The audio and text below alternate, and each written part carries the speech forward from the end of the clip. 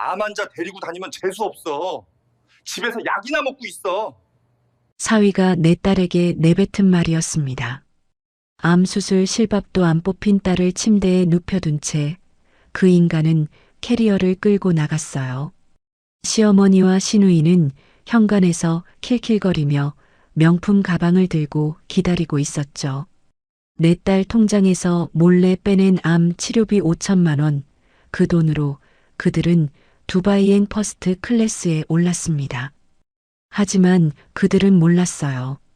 고물상에서 폐지나 줍는 줄 알았던 내가 어떤 사람인지, 그리고 그 선택이 자신들의 인생을 송두리째 뒤바꿀 거라는 사실을요. 사연 시작 전 구독과 좋아요를 눌러주시면 그곳에 행운이 가득하시기를 바라겠습니다. 안녕하세요. 저는 서울 외곽에서 고물상을 운영하는 77살 황금자라고 합니다. 지금부터 제가 겪은 이야기를 들려드리겠습니다. 새벽 4시 낡은 자명종이 요란하게 울렸습니다. 30년 넘게 써온 그 시계는 태엽이 닳아서 5분씩 빨리 울리는데 그래도 버리지 못하겠더라고요. 사람이 나이가 들면 낡은 것들이 오히려 정이 가는 법이니까요. 저는 침대에서 몸을 일으켜 기지개를 켰습니다. 이 침대만큼은 제가 허락한 유일한 사치품이에요. 최고급 라텍스 매트리스인데 허리가 좋지 않은 저로서는 잠자리만큼은 포기할 수가 없었죠. 하지만 이 침대의 존재를 아는 사람은 저와 김 비서 단 2사람뿐입니다. 장롱을 열고 늘 입던 옷을 꺼냈습니다. 무릎이 헐어 천이 얇아진 몸빼 바지, 기름때가 잔뜩 뺀 작업 조끼, 손가락 끝이 다른 목장갑까지요. 거울 앞에 서니 거기엔 70평생을 고물상에서 보낸 늙은 할머니가 있었습니다. 주름진 얼굴에 거친 손, 허리가 살짝 굽은 모습까지 제가 원하는 모습 그대로였어요. 옷을 갈아입고 안방 벽으로 다가갔습니다. 촌스럽기 짝이 없는 모란도 액자가 걸려 있었는데 금박으로 부귀영화라고 쓰인 그 그림을 동네 사람들은 다들 비웃었죠. 하지만 그 액자를 젖히면 다른 세계가 열립니다. 최첨단 생체 인식 금고가 벽 안쪽에 숨겨져 있거든요. 엄지손가락을 인식 장치에 대니 삐익 소리와 함께 묵직한 철문이 열렸습니다. 수십 장의 등기권리증이 가지런히 정리되어 있었고 맨 위에는 통장 한 권이 놓여 있었어요. 강남 땅, 판교 땅, 재개발 지역 땅.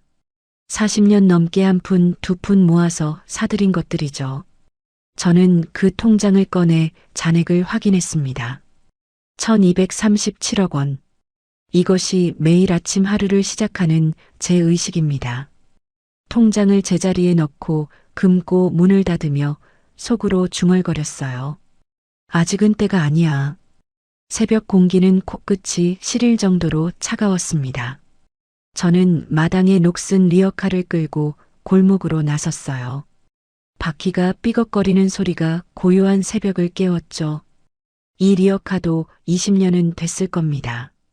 기름칠을 해줘야 하는데 일부러 안 합니다. 소리가 요란해야 사람들이 저를 불쌍한 노인으로 봐주니까요. 골목을 돌아 큰 길로 나오니 슈퍼 앞에서 김씨 아주머니가 셔터를 올리고 있었습니다. 그 슈퍼가 들어선 건물이 사실 제 소유라는 걸 김씨 아주머니는 꿈에도 모릅니다. 금자 할머니, 이 새벽부터 또 나오셨네. 고생이 많으셔. 모료 새벽에 나와야 좋은 거 먼저 줍지. 김씨 아주머니가 유통기한 하루 남은 우유팩을 건네줬습니다. 고맙기도 했지만 마음이 묘했어요. 사실 저는 3년째 임대료를 동결해주고 있거든요. 주변 시세가 2배로 올랐는데도요. 아침 8시쯤 고물상에 도착해 고철을 분류하고 있는데 검은색 고급 승용차가 흙탕물을 튀기며 들어왔습니다. 엔진 소리만 들어도 알 수 있었어요. 사위 박준성이었습니다. 번쩍이는 차 문이 열리고 준성이가 내렸습니다. 명품 구두를 신고 있었는데 발밑에 진흙을 보더니 인상을 확 찌푸렸어요. 그러고는 발끝으로 아장아장 걸어왔습니다. 마치 발레리나처럼요. 준성이가 손수건으로 코를 막으며 말했어요. 장모님, 제발 이 냄새 나는 짓 좀 그만두세요. 제가 본부장급으로 승진할 사람인데 장모가 고물상한다고 소문나면 창피해서 원. 저는 허리를 깊이 굽히며 미안한 표정을 지었습니다. 아이고, 박서방. 미안해. 늙은이가 하는 일이 이것밖에 없어서. 그나저나 본부장 승진한다며? 축하해. 사실 저는 알고 있었습니다. 준성이가 본부장은커녕 만년 대리라는 걸요. 지난달에 김 비서가 조사해서 보고해줬거든요. 태산 건설 영업팀 대리 입사 8년 차에 승진 한 번 못한 사람이 제 사위의 진짜 직급이었죠. 하지만 딸 지은이를 위해 철저히 모른 척했습니다. 준성이가 차 트렁크에서 박스를 꺼내 툭 던지듯 내려놓았어요. 이거 드세요. 홍삼 드링크인데 회사에서 협찬받은 겁니다. 포장을 보니 유통기한이 이틀밖에 남지 않았더군요. 폐기 처분할 걸 가져온 게 분명했지만 저는 감격한 표정을 지었습니다. 아이고, 이런 비싼 걸. 박서방 고마워. 저는 준성이 구두에 묻은 진흙을 보고 걸레를 들었어요. 잠깐만, 구두 좀 닦아줄게. 하지만 준성이는 화들짝 놀라며 두 발짝 물러섰습니다. 더러운 걸 본 것처럼 얼굴을 일그러뜨리면서요. 됐어요. 장모님, 그 손으로 만지지 마세요. 기름때 묻잖아요. 가슴에 비수가 꽂히는 것 같았습니다. 하지만 티를 내지 않았어요. 그때 준성이가 급히 움직이는 바람에 서류 가방에서 종이 뭉치가 땅으로 떨어졌습니다. 서둘러 차에 타느라 그걸 못 본 사이 저는 발로 밟아 숨겼어요. 차가 먼지를 일으키며 사라진 뒤 서류를 펼쳐봤습니다. 순간 숨이 턱 막혔어요. 태산 건설 대회비라는 빨간 도장이 찍힌 문건이었는데 제 고물상 부지 매입에 관한 계약서 초안이었습니다. 그런데 매입가가 말이 안 됐어요. 시세가 1,000억 원이 넘는 땅인데 200억 원도 안 되는 금액이 적혀 있었거든요. 시세의 30%도 안 되는 헐값이었죠. 그리고 옆 칸에는 중개수수료라는 명목 아래 박준성이라는 이름과 2억 원이 선명하게 적혀 있었습니다. 제 땅을 헐값에 팔게 만들고 리베이트를 챙기려 했던 겁니다. 제 손이 부들부들 떨렸습니다. 분노보다 허탈함 때문이었어요. 암 수술을 앞둔 아내의 친정 어머니를 상대로 사기를 치다니. 저는 서류를 4번 접어 앞치마 깊숙한 주머니에 밀어 넣었습니다. 증거는 확보했어요. 오후에 딸이 입원한 병원 특실을 찾았습니다. 이 비용은 제가 병원장에게 부탁해 몰래 낸 건데 사위가 할인받아 잡아준 것처럼 꾸며달라고 했죠. 사위 체면을 세워주려는 마음이었어요. 병원장은 제 건물에 클리닉을 운영하는 세입자거든요. 이 정도 부탁쯤이야 흔쾌히 들어줬습니다. 병실 문을 열자 지은이가 침대에 앉아 있었습니다. 얼굴이 누렇게 떠 있었고 광대뼈가 도드라질 만큼 수척했어요. 목에는 수술 부위를 표시한 파란 선이 그어져 있었습니다. 엄마, 준성 씨가 특실 잡아줬어.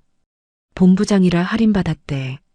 쉰 목소리로 말하는 지은이를 보며 속이 뒤집혔습니다. 대리 주제에 무슨 할인이에요. 제가 낸 돈을 자기 공으로 돌리다니. 하지만 저는 웃으며 대답했어요. 그래, 박서방 참 알뜰하네. 지은이가 힘없이 미소를 지었습니다. 핏기 없는 입술이 파르르 떨리는 게 보였어요. 저는 딸의 손을 꼭 쥔 채 애써 눈물을 삼켰습니다. 복도로 나와 커피를 뽑으려는데 비상계단에서 준성이 목소리가 들렸습니다. 저는 발소리를 죽이고 벽에 몸을 숨겼어요. 부장님, 그 노인네 땅 제가 거의 다 작업했어요. 시세의 3분의 1도 안 되는 가격에 도장 찍게 만들 수 있습니다. 그 땅 넘기면 저 이번엔 진짜 승진시켜 주시는 거죠? 저는 벽에 등을 붙이고 눈을 감았습니다. 손톱이 손바닥을 파고들 정도로 주먹을 쥐었어요. 아픈 아내의 친정 어머니를 속여 땅을 빼돌리고 출세하려는 속셈이었습니다. 분노가 머리끝까지 치밀었지만 꾹 참았어요. 아직은 때가 아니었거든요. 그때 병실 쪽이 시끄러웠습니다. 사돈 황 여사와 시누이 민지가 와 있었어요. 빈손이었습니다. 아이고 사돈, 오셨어요? 저는 허리를 깊이 굽혔습니다. 황 여사가 저를 위아래로 훑어보더니 노골적으로 인상을 찌푸렸어요. 기름때 묻은 작업 조끼와 낡은 몸빼 바지가 눈에 거슬렸나 봅니다. 사돈, 그 옷차림 좀 어떡해요. 병원에 그 꼬락서니로 오면 우리까지 창피하잖아요. 죄송해요, 사돈. 일하다 급히 와서요. 황 여사가 병실을 둘러보더니 혀를 찼습니다. 건조하네. 가습기가 어딨어? 사돈, 가습기 좀 사다 줘요. 민지가 옆에서 거들었어요. 저는 옳게 간병한다고 스트레스가 이만저만이 아니에요. 기가 막혔습니다. 지은이가 입원한 지 일주일인데 오늘 처음 왔으면서요. 그것도 빈손으로요. 과일 한 봉지, 죽 한 그릇도 없이 왔으면서 심부름까지 시키다니. 며느리가 암 수술을 앞두고 있는데 이게 시어머니가 할 짓입니까? 하지만 저는 속마음을 감추고 고개를 끄덕였습니다. 마트로 걸어가며 주먹을 꽉 쥐었습니다. 손톱이 손바닥에 박힐 정도였어요. 내 딸이 암 수술을 앞두고 있는데 사위는 장모 땅이나 팔아먹으려 하고 시댁은 심부름이나 시키고 이게 사람 노릇입니까? 그날 밤 고물상으로 돌아와 컨테이너 구석의 비밀 금고를 열었습니다. 낡은 철제 캐비닛 뒤에 숨겨둔 작은 금고에서 또 다른 휴대폰을 꺼냈어요. 제 진짜 전화기입니다. 김전무 나야. 네, 회장님. 이 밤에 무슨 일이십니까? 김 비서의 목소리는 언제나처럼 차분했습니다.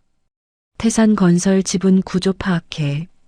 대주주가 누군지, 의결권이 어떻게 나뉘어 있는지 전부. 그리고 내 사위 박준성, 회사 평판 샅샅이 조사해서 내일까지 보고해. 전화를 끊고 녹슨 천장을 올려다봤습니다. 희미한 달빛이 새어 들어오고 있었어요. 박준성, 내 놈이 밟고 있는 게 썩은 동아줄인 줄도 모르고 신났구나. 내일 지은이가 수술을 마치면 그 다음엔 천천히 갚아주마. 아주 천천히 뼈에 사무치도록. 저는 목장갑을 벗어 구석에 던지고 간이 침대에 누웠습니다. 눈을 감으니 오늘 하루가 주마등처럼 스쳐 지나갔어요. 사위의 비웃음, 시댁의 무례함, 비상계단에서 들은 추악한 통화까지 잠이 오지 않았습니다. 하지만 괜찮았어요. 이 분노가 저를 깨어있게 해줄 테니까요. 창문 틈으로 새어 들어오는 찬바람이 뺨을 스쳤지만 오히려 정신이 맑아졌습니다. 내일은 딸의 수술날이에요. 우선 그것부터 잘 끝내야 합니다. 그 후에 천천히 아주 꼼꼼하게 갚아주마. 수술 당일 아침 저는 새벽 5시부터 병원에 가 있었습니다. 지은이가 수술실에 들어가는 건 9시였지만 마음이 조급해서 가만히 집에 있을 수가 없었거든요. 병원 로비 의자에 앉아 창밖이 밝아오는 걸 바라보며 기도했습니다. 제발 우리 딸 무사히 수술 끝나게 해주세요. 8시가 넘어서야 준성이가 나타났습니다. 양복을 빳빳하게 차려입고 넥타이까지 메고 왔더군요. 아내가 수술받는 날인데 출근 복장이라니. 저는 속으로 혀를 찼지만 내색하지 않았습니다. 박서방 왔구나. 네, 장모님. 회사에 긴급 임원 회의가 잡혀서 좀 늦었어요. 본부장이 되려면 이런 자리 빠지면 안 되거든요. 또 본부장 타령이었습니다. 저는 고개만 끄덕였어요. 8시 반쯤 지은이를 수술 준비실로 데려갔습니다. 환자복을 입은 딸의 얼굴이 창백했어요. 저는 딸의 손을 꼭 잡았습니다. 차갑고 떨리는 손이었죠. 엄마, 나 무서워. 괜찮아. 금방 끝나. 눈 감았다 뜨면 다 끝나 있을 거야. 그때 준성이가 전화를 받더니 수술실 앞을 서성거렸습니다. 통화를 마치고 돌아온 그의 표정이 난처해 보였어요.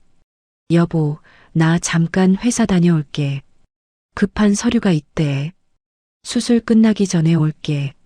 지은이의 눈에 실망이 어렸습니다. 하지만 딸은 아무 말도 하지 못했어요. 준성이는 지은이의 손 한 번 잡아주지 않고 엘리베이터를 향해 걸어갔습니다. 저는 그 뒷모습을 보며 이를 악물었어요. 9시 정각 수술실 문이 열리고 지은이가 이동 침대에 실려 들어갔습니다. 하얀 천장 조명 아래로 딸이 사라지는 모습을 보며 저는 가슴이 찢어지는 것 같았어요. 저는 문이 닫힐 때까지 손을 흔들었습니다. 딸의 눈가에 눈물이 맺혀 있었어요. 수술 대기실에는 사돈 황 여사도 와 있었습니다. 하지만 그녀는 며느리 걱정이 아니라 다른 생각에 빠져 있었어요. 염주를 굴리며 중얼거리더군요. 아이고, 굿을 잘못했나? 애군이 꼈어. 무당이 돈만 받아먹고 제대로 안 했나 봐. 저는 그 소리를 듣고 가슴이 철렁했습니다. 며느리가 암 수술을 받고 있는데 굿 타령이라니. 사람이 어쩌면 저럴 수 있을까요? 4시간이 지나서야 수술실 문이 열렸습니다. 그 4시간 동안 저는 한시도 자리를 뜨지 않았어요. 화장실도 안 가고 밥도 안 먹고 그 자리에 앉아 있었습니다. 반면에 황 여사는 2시간쯤 지나자 허리 아프다며 병원 카페로 가버렸고 준성이는 끝내 나타나지 않았어요. 담당 의사가 나와서 말했습니다. 수술은 잘 끝났습니다. 다만 림프절로 전이가 좀 있어서 회복에 시간이 걸릴 겁니다. 일주일 정도 입원이 필요해요. 저는 두 손을 모으고 연신 감사하다고 고개를 숙였습니다. 우리 딸이 살았어요. 그것만으로도 감사했습니다. 회복실에서 깨어난 지은이의 첫 마디는 남편을 찾는 것이었어요. 준성 씨는요? 저는 말문이 막혔습니다. 준성이는 수술이 끝날 때까지 돌아오지 않았거든요. 저는 거짓말을 했어요. 회사에 급한 일이 있대. 곧 올 거야. 나중에 안 사실이지만 준성이는 그날 회사가 아니라 사우나에 있었습니다. 김 비서가 조사해서 알려줬어요. 아내가 암 수술을 받는 동안 사우나에서 낮잠을 잔 거죠. 일주일 후 퇴원 날이 되었습니다. 저는 아침 일찍 병원으로 가려고 준비를 하고 있었어요. 그때 지은이에게서 전화가 왔습니다. 수화기 너머로 울음소리가 들렸어요. 엄마, 집에 아무도 없어. 너무 추워. 저는 심장이 쿵 내려앉았습니다. 뭐라고? 박서방은? 몰라. 전화도 안 받아. 시어머니도 민지도 다 연락이 안 돼. 저는 택시를 잡아 타고 딸의 신혼집으로 달려갔습니다. 그 집은 사실 제가 전세금을 대준 곳이에요. 지은이는 모르지만요. 현관문을 열자마자 냉기가 확 밀려왔습니다. 이게 사람 사는 집입니까? 보일러가 꺼져 있었어요. 12월 한겨울에 빈집처럼 차가웠습니다. 거실 탁자 위에 메모지 한 장이 덩그러니 놓여 있었어요. 지은아, 간병하느라 우리 가족이 너무 지쳐서 힐링 좀 하고 올게. 냉장고에 죽 있으니까 챙겨 먹어.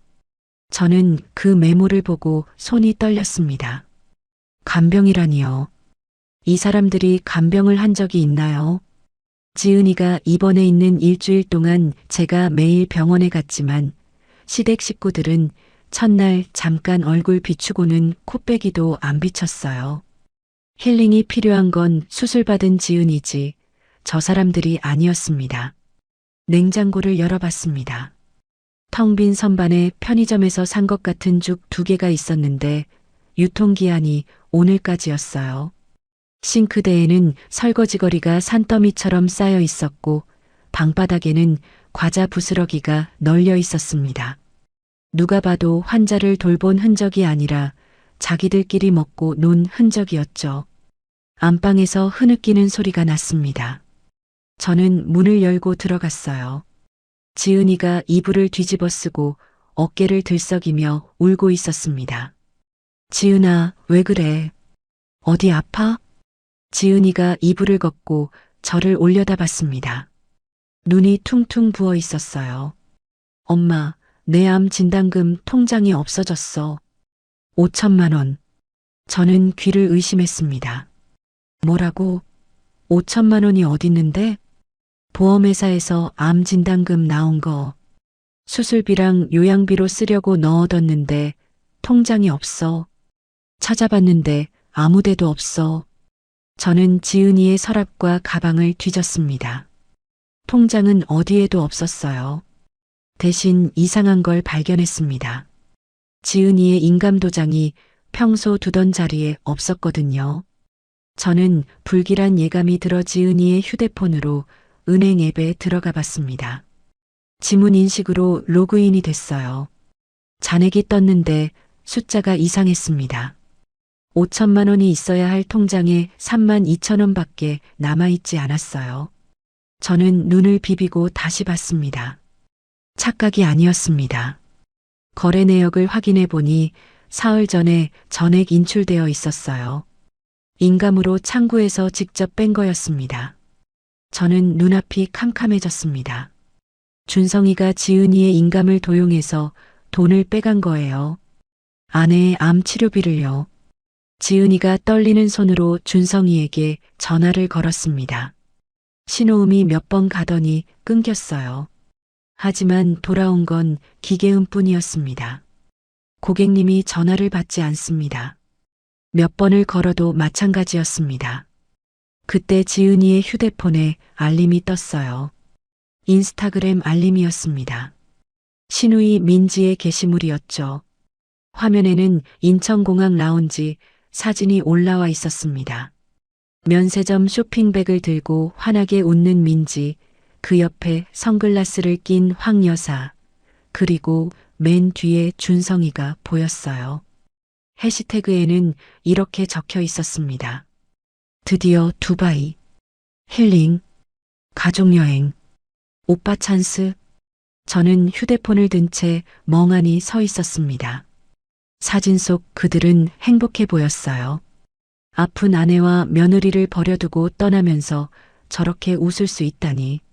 사진을 자세히 보니 민지 손에 들린 쇼핑백이 명품 브랜드 로고가 선명했어요. 그 돈이 어디서 났겠습니까? 제 딸의 암 치료비였죠. 엄마, 저 사람들 두바이 갔어. 내 돈 가지고. 지은이의 목소리가 떨렸습니다. 그 순간 딸이 갑자기 얼굴을 찡그리며 가슴을 움켜쥐었어요. 아파. 엄마, 나 머리가 너무 아파. 지은이의 얼굴이 새하얗게 질렸습니다. 이마를 짚어보니 불덩이처럼 뜨거웠어요. 고열이 난 거였습니다. 수술 후 면역력이 떨어진 상태에서 스트레스까지 받으니 몸이 버티질 못한 거예요. 지은아, 정신 차려. 딸이 눈을 감더니 그대로 옆으로 쓰러졌습니다. 저는 비명을 지르며 119에 전화했어요. 여보세요. 사람이 쓰러졌어요. 암 수술 받은 환자인데 고열이 나고 의식이 없어요. 빨리 와주세요. 구급차가 올 때까지 15분이 1시간처럼 길었습니다. 저는 딸을 안고 계속 이름을 불렀어요. 지은아, 지은아, 제발 눈 떠봐. 엄마야. 응급실로 이송된 지은이는 폐혈증 초기 증상이라는 진단을 받았습니다. 수술 부위 감염과 극심한 스트레스가 겹쳐서 면역 체계가 무너진 거라고 했어요. 다행히 빨리 왔다고 조금만 늦었으면 위험했을 수도 있다고 했습니다. 의사의 말을 들으며 저는 다리에 힘이 풀려 주저앉았어요. 링거를 맞고 잠든 딸의 얼굴을 바라봤습니다. 수척하고 창백한 얼굴, 수술 자국이 남은 목, 열에 달아오른 볼. 이제 겨우 37인 내 딸이 이렇게 늙어버렸어요. 결혼 전에는 웃음이 끊이지 않던 아이였는데 저는 딸의 손을 잡고 눈물을 흘렸습니다. 이 아이가 뭘 잘못했다고. 아픈 것도 서러운데 남편한테, 시댁한테 이런 취급을 받아야 합니까? 저는 더 이상 참는 것이 미덕이 아니라는 걸 깨달았습니다. 병원 비상계단으로 나가 김 비서에게 전화를 걸었습니다. 제 목소리는 평소와 달리 차갑게 가라앉아 있었어요. 김 전무, 지금 당장 내 사무실로 와. 작업복 벗을 거야. 회장님, 무슨 일이십니까? 사위놈이 두바이로 튀었어. 내 딸 돈 들고. 그리고 태산건설 현황 자료 준비해. 그 회사 대주주가 누군지 확인했지? 네, 확인했습니다. 대주주는 황금자 명예회장님이십니다. 지분 32%요. 저는 입꼬리가 살짝 올라갔습니다. 전화를 끊고 창밖을 내다봤어요. 서울의 야경이 반짝이고 있었습니다. 박준성, 내 놈들이 탄 비행기가 지옥행인 줄도 모르고 신났구나. 그래, 가장 높은 곳까지 올라가거라. 떨어질 때 뼈도 못 추리게 해주마.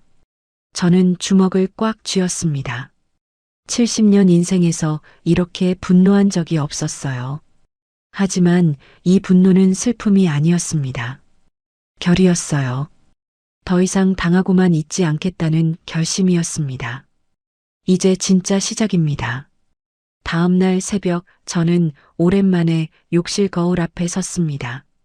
거울 속에는 주름진 얼굴의 늙은 여자가 있었어요.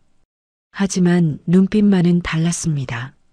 어젯밤까지의 서글픔은 온데간데였고 차갑게 가라앉은 결의가 서려 있었죠. 저는 목욕 재개하듯 정성껏 몸을 씻었습니다. 떼수건으로 박박 문질러 고물상에서 밴 기름때와 녹물 냄새를 지워냈어요. 그리고 장롱 깊숙한 곳, 이중 바닥 아래 숨겨둔 수납장을 열었습니다. 거기에는 제 또 다른 인생이 들어 있었어요. 최고급 맞춤 정장, 캐시미어 코트, 진주 브로치, 그리고 30년 전 남편이 사준 악어 가죽 핸드백까지 한 번도 꺼내 쓴 적 없는 것들이었죠. 저는 옷을 하나하나 꺼내 침대 위에 펼쳤습니다.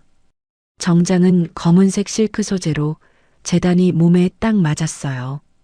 30년 전에 맞춘 건데 아직도 맞다니. 그때나 지금이나 체형이 변하지 않은 거죠. 그리고 염색약을 꺼내 희끗희끗한 머리카락을 검게 물들였어요. 드라이어로 머리를 말리고 화장대 앞에 앉았습니다. 파운데이션, 아이라인, 립스틱. 20년 만에 하는 화장이었지만 손이 떨리지 않았어요. 오히려 손끝에 힘이 들어갔습니다. 거울 속 여자가 달라져 있었습니다. 더 이상 고물상 할머니가 아니었어요. 어깨를 펴고 턱을 든 모습은 수백억 자산가의 위엄이 서려 있었죠. 저는 평소에 끼던 낡은 목장갑을 들어 쓰레기통에 던졌습니다. 손가락 끝이 닳아 구멍난 그 장갑. 40년 넘게 고물을 만지며 낀 장갑이었죠. 그 장갑과 함께 참고 숨기던 지난 세월도 버리는 기분이었어요. 아침 9시 김 비서가 보낸 검은색 고급 승용차가 골목에 도착했습니다. 동네 슈퍼 앞을 지나는데 김씨 아주머니가 저를 빤히 쳐다봤어요. 하지만 알아보지 못했습니다. 어휴, 웬 사모님이 이 동네를 다 오셨어. 혹시 재개발되나? 저는 창문 너머로 살짝 미소만 지었습니다. 차 안에서 김 비서가 태블릿을 건넸어요. 화면에는 사위 박준성의 상세한 신상 정보가 떠 있었습니다.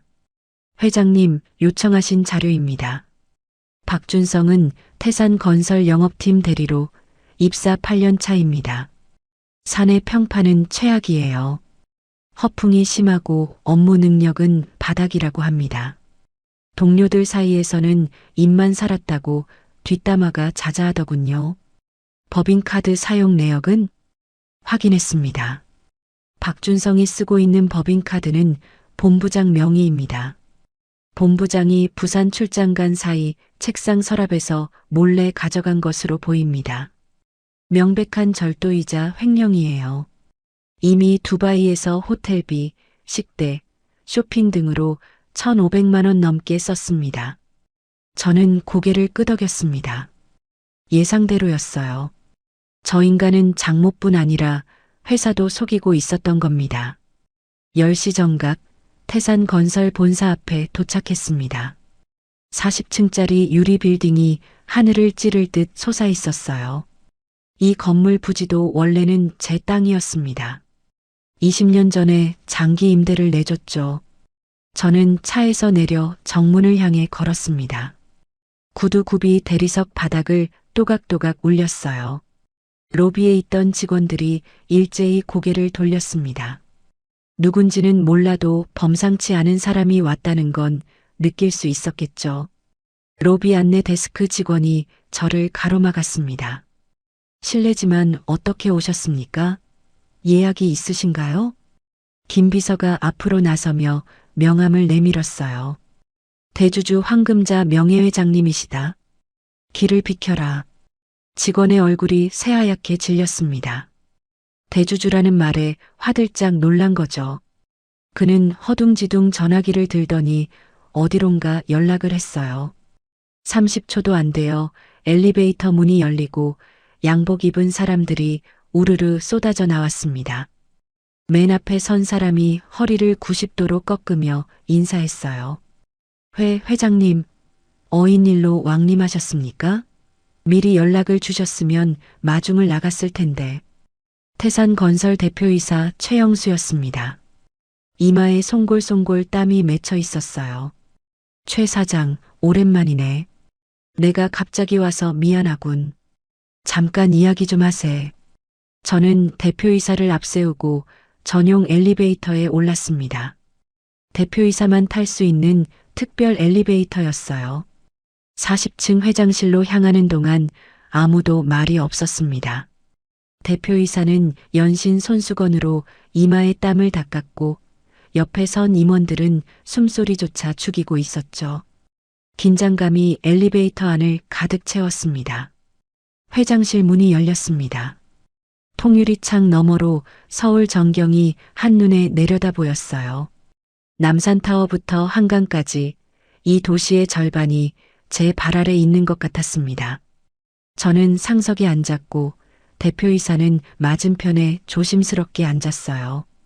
비서가 커피를 가져왔지만 저는 손도 대지 않았습니다. 할 이야기가 많았거든요. 저는 가방에서 서류 뭉치를 꺼내 테이블 위에 탁 내려놓았어요. 이게 뭔지 아나? 대표이사가 서류를 집어들었습니다. 읽어 내려가던 그의 얼굴이 점점 굳어졌어요. 이건 박준성 대리가 작성한 부동산 매입 계약서 초안인데요. 그래. 내 땅을 시세의 3분의 1도 안 되는 가격에 사려고 했더군. 내 고물상 부지가 얼마짜리인지 아나? 1,000억이 넘어. 그걸 200억에 사겠다고? 그리고 저기 옆에 적힌 거 보이나? 중개 수수료 명목으로 2억 원. 자네 회사 직원이 리베이트 챙기려고 했어. 대표이사의 얼굴이 사색이 되었습니다. 회장님, 저는 정말 이 사실을 몰랐습니다. 박준성이 그런 짓을 하고 있었다니. 저는 또 다른 서류를 꺼냈어요. 법인카드 사용 내역서였습니다. 이것도 봐.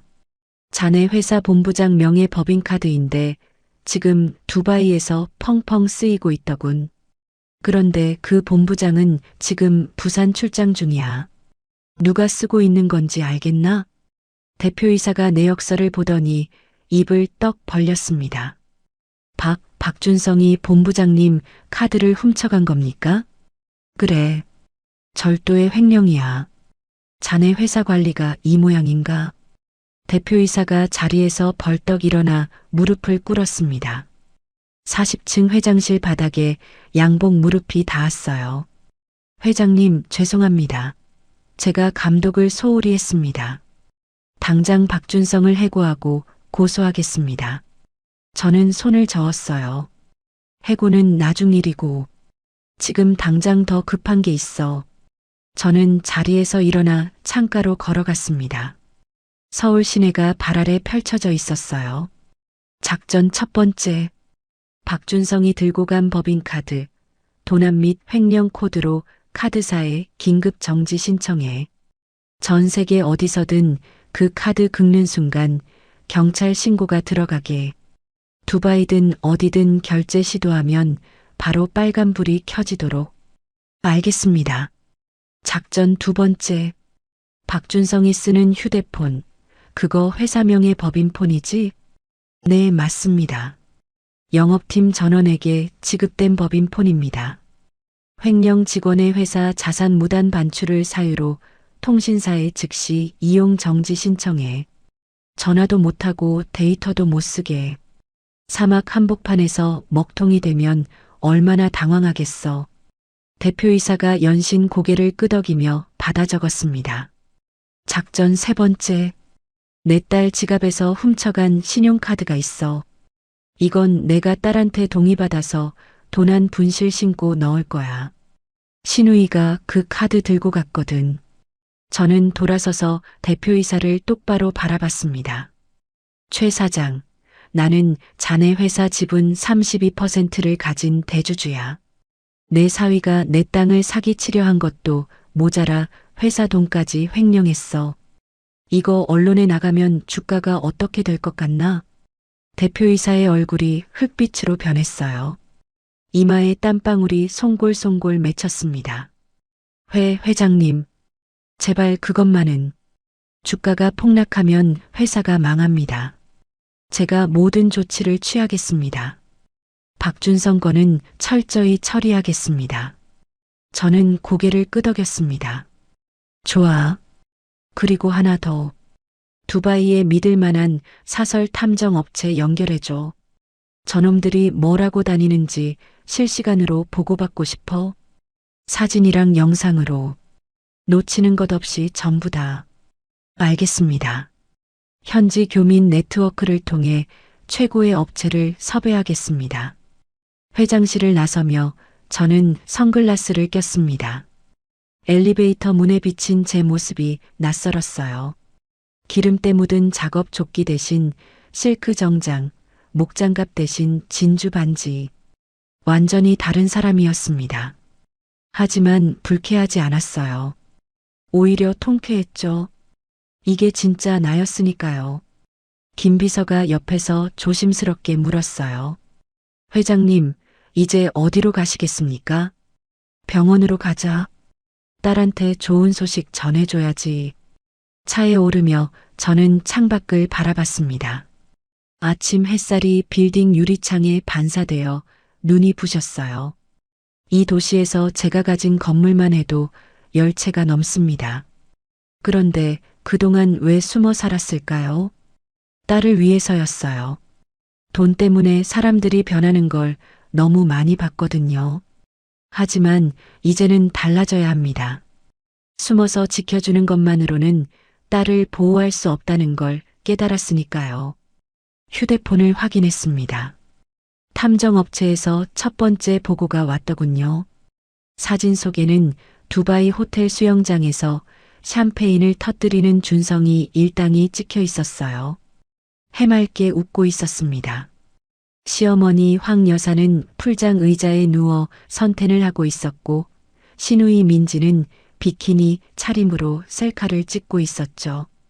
내 딸이 응급실에서 링거를 맞고 있는 동안 저들은 호화 휴가를 즐기고 있었던 겁니다. 저는 사진을 보며 중얼거렸어요. 그래, 실컷 웃어라. 그 웃음이 울음으로 바뀌는데 이틀도 안 걸릴 테니까. 차창 밖으로 서울의 빌딩 숲이 스쳐 지나갔습니다. 저는 눈을 감고 깊이 숨을 들이쉬었어요. 70년 인생에서 처음으로 가슴이 시원했습니다. 복수의 서막이 올랐어요. 이제 쇼가 시작됩니다. 그날 저녁 저는 병원에서 딸과 함께 저녁을 먹고 있었습니다. 지은이의 안색이 많이 좋아졌어요. 링거를 맞고 푹 쉬었더니 열도 내리고 입맛도 조금 돌아왔죠. 볼에 핏기가 돌기 시작했고 눈빛에도 생기가 돌아왔습니다. 엄마, 이 갈비찜 어디서 시킨 거야? 맛있다. 응, 청담동에 있는 데서 배달시켰어. 많이 먹어. 저는 딸이 밥 먹는 모습을 흐뭇하게 바라봤습니다. 며칠 전 응급실에 실려갔을 때는 정말 가슴이 철렁했는데 이렇게 밥을 먹는 모습을 보니 눈물이 날 것 같았어요. 그때 휴대폰에 알림이 떴습니다. 두바이 탐정업체에서 보낸 실시간 보고였어요. 저는 태블릿을 꺼내 영상을 재생했어요. 화면에는 두바이의 초호화 쇼핑몰 내부가 비쳤습니다. 세계에서 가장 크다는 그 쇼핑몰은 정말 어마어마했어요. 대리석 바닥에 금빛 장식, 천장에서 쏟아지는 샹들리에 조명, 실내에 수족관이 있고 스키장까지 있다더군요. 그 한복판을 준성이 일당이 활보하고 있었죠. 마치 자기네 집 거실인 양뻑이며 걸어다녔습니다. 신우이 민지가 명품 매장 앞에서 환호성을 질렀어요. 손에는 반짝이는 가방이 들려 있었습니다. 가방 하나를 들고 나오더니 준성이에게 매달렸어요. 오빠, 이거 사줘. 400만 원밖에 안 해. 한국에서 사면 500만 원이래. 준성이가 큰 소리로 대답했어요. 그래, 사. 오늘은 내가 다 쏜다. 마음껏 골라. 저는 피식 웃었습니다. 400만 원밖에라니. 남의 돈이니까 저렇게 펑펑 쓰는 거겠죠. 하지만 그 호화로운 시간도 이제 끝입니다. 잠시 후 그들은 쇼핑몰 안에 있는 최고급 레스토랑으로 들어갔어요. 아랍 왕족들이나 간다는 곳이었습니다. 탐정이 보낸 사진에는 메뉴판이 찍혀 있었는데 1인당 50만 원이 넘는 코스 요리였어요. 전복 요리, 와규 스테이크, 캐비어까지. 샴페인까지 시키면 100만 원은 훌쩍 넘을 거예요. 셋이서 밥 한 끼에 300만 원이 넘는 돈을 쓰려는 거죠. 황 여사가 스테이크를 썰며 흡족한 표정을 지었습니다. 아이고, 역시 두바이는 다르네. 우리 아들이 임원되더니 효도를 하네. 준성이가 폰으로 라이브 방송을 켰어요. 화면에 대고 허세를 부렸죠. 여러분, 여기 두바이입니다. 성공한 건설사 임원의 여유. 이게 바로 진짜 인생이죠. 부러우면 지는 거예요. 댓글이 달리기 시작했어요. 부럽다, 대박이다. 어떻게 저렇게 사냐는 반응들이었죠. 준성이는 어깨를 으쓱거리며 우쭐해했습니다. 저는 그 영상을 보며 고개를 저었습니다. 저게 대리 월급으로 가능한 일인가요? 회사 돈 횡령하고 아내 치료비 빼돌려서 저러고 있는 거잖아요. 식사가 끝나고 계산서가 나왔습니다. 총액은 320만 원. 준성이가 자신만만하게 법인카드를 꺼내 직원에게 건넸어요. 저는 화면을 뚫어져라 쳐다봤습니다. 이제 곧 쇼가 시작될 거예요. 직원이 카드를 긁었습니다. 기계에서 삐소리가 났어요. 한 번, 두 번. 직원의 표정이 묘하게 변했습니다. 탐정이 클로즈업한 화면에서 직원의 눈빛이 싸늘해지는 게 보였어요. 손님, 죄송한데 이 카드가 승인 거절되었습니다. 준성이의 얼굴이 굳었어요. 눈이 휘둥그레지더니 이마에 땀이 맺혔습니다. 뭐요? 그럴 리가 없는데. 다시 한번 해봐요. 직원이 다시 긁었지만 결과는 같았습니다. 화면에 뜬 메시지는 도난 카드 사용 불가였어요. 제가 신청한 긴급 정지가 제대로 먹힌 거죠. 준성이가 당황하며 땀을 흘렸습니다. 이마에서 땀이 줄줄 흘러내렸어요. 그때 민지가 나섰습니다. 오빠, 걱정 마. 내가 카드 있어. 민지가 꺼낸 건 제 딸 지은이의 신용카드였습니다. 지갑에서 훔쳐간 거죠. 하지만 그 카드도 이미 도난 분실 신고가 되어 있었어요. 직원이 카드를 긁고는 얼굴이 싸늘해졌습니다. 이 카드도 도난 신고된 카드입니다. 손님, 경찰 부르기 전에 다른 결제 수단 있으시면 주세요. 탐정이 보낸 영상 속에서 그들의 얼굴이 새하얗게 질려가는 게 보였어요. 레스토랑 안에 다른 손님들이 쳐다보기 시작했습니다. 준성이가 급하게 지갑을 뒤졌어요. 현금 있잖아. 민지야, 너 현금 얼마 있어? 나 면세점에서 화장품 사느라 다 썼는데? 뭐, 그걸 왜 다 써? 내가 얼마나 썼길래? 오빠가 다 사준다며. 카드 된다며. 황 여사가 끼어들었어요. 목소리가 날카롭게 올라갔습니다. 야, 너희 둘이 왜 싸워? 지금 그게 중요해? 준성아, 내가 뭐든 해봐. 내가 본부장이라며. 준성이가 손목에 시계를 풀었습니다. 번쩍이는 고급 시계였어요. 금색 테두리에 다이아몬드가 박혀 있었죠. 이거 맡기면 되잖아. 롤렉스야. 1,000만 원짜리라고. 직원이 시계를 받아들고 자세히 살펴봤습니다. 뒤집어서 보고 빛에 비춰보고 돋보기까지 꺼내 들었어요. 그러더니 코웃음을 쳤습니다. 손님, 이거 가품입니다. 진품이 아니에요. 이런 짝퉁은 여기서 8원짜리도 안 됩니다. 저는 그 장면을 보며 배꼽을 잡았습니다. 롤렉스가 가짜라니. 허세의 끝판왕이었어요. 본부장이라고 거짓말하고 명품 시계도 가짜를 차고 다녔던 거죠. 그 인간의 인생 자체가 가품이었습니다. 결국 레스토랑에서 경찰이 출동했고 그들은 20분 넘게 사정사정해서 겨우 풀려났습니다. 두바이 경찰 앞에서 황 여사가 무릎까지 꿇었다더군요. 대신 여권 사본을 남기고 이틀 안에 돈을 갚겠다는 각서를 썼죠. 외국에서 먹튀하면 국제 수배가 될 수도 있으니까요. 호텔로 돌아간 그들에게 더 큰 충격이 기다리고 있었어요. 로비에 들어서자마자 그들의 짐 가방들이 바닥에 내동댕이 쳐져 있었습니다. 캐리어가 열려서 옷가지들이 쏟아져 있었죠. 프런트 직원이 다가와 냉정하게 말했어요. 박준성 고객님, 신용카드 결제가 취소되어 숙박 예약이 강제 해지되었습니다. 밀린 숙박비가 500만 원입니다. 지금 즉시 체크아웃 해주셔야 합니다. 준성이가 말을 더듬었어요. 잠깐만요. 돈은 내일 구해서 낼게요. 하룻밤만 더 있게 해주세요. 하지만 직원은 고개를 저었습니다. 불가능합니다. 호텔 규정입니다. 황 여사가 버럭 소리를 질렀습니다. 뭐, 내가 누군 줄 알고. 지배인 당장 불러. 너네 다 자르게 할 거야. 하지만 두바이는 한국이 아니었어요. 돈 없으면 손님이 아닌 곳이죠. 덩치 큰 보안 요원 2명이 다가오더니 황 여사의 양팔을 잡아들어 올렸습니다. 마치 짐짝처럼요. 발버둥을 쳐도 소용없었어요. 황 여사가 발을 휘저으며 소리를 질렀지만 보안 요원들은 표정 하나 안 바꾸고 그녀를 로비 밖으로 끌어냈습니다. 민지가 울면서 따라갔고 준성이는 짐 가방을 끌고 고개를 푹 숙인 채 걸어 나왔어요. 그렇게 그들은 한밤중에 호텔 밖으로 쫓겨났습니다. 두바이의 밤 기온은 35도가 넘었어요.